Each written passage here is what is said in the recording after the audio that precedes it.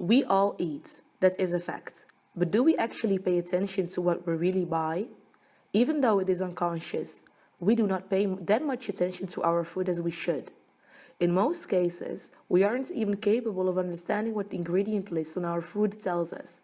That is why the European Union introduced e-numbers. E-numbers are simply the code numbers used to identify food additives that have been shown to be safe and officially approved for use in food across the EU. The European Union does so to protect its citizens for harmful additives that can affect an individual's health drastically. Additives are fabrics that are added to food to make it last longer or make it look more appealing.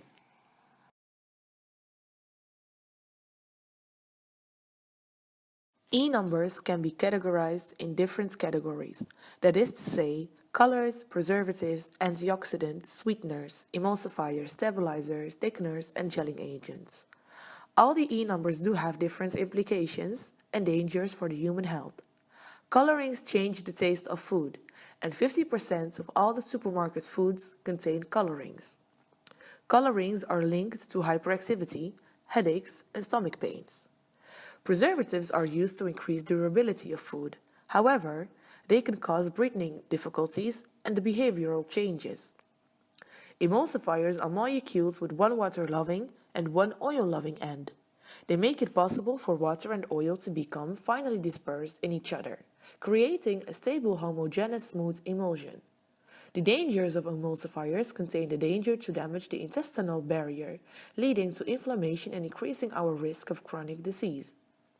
Stabilizers and thickeners are used to maintain a structure or create a structure. And last, sweeteners are used for low-calorie products.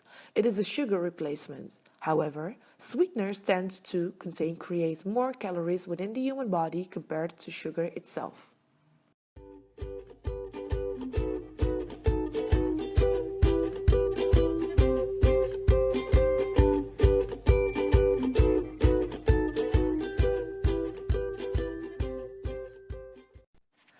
According to Dr. Neil Ward, a senior lecturer in analytical chemistry at the University of Surrey, all of the studies have confirmed that additives do have detrimental effects on the behavior of people, especially on children, because they are sensitive to additives and artificial chemical in their diets.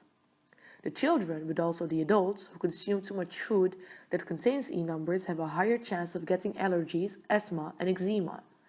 Other symptoms include digestive problems, skin reactions, nausea, and headaches.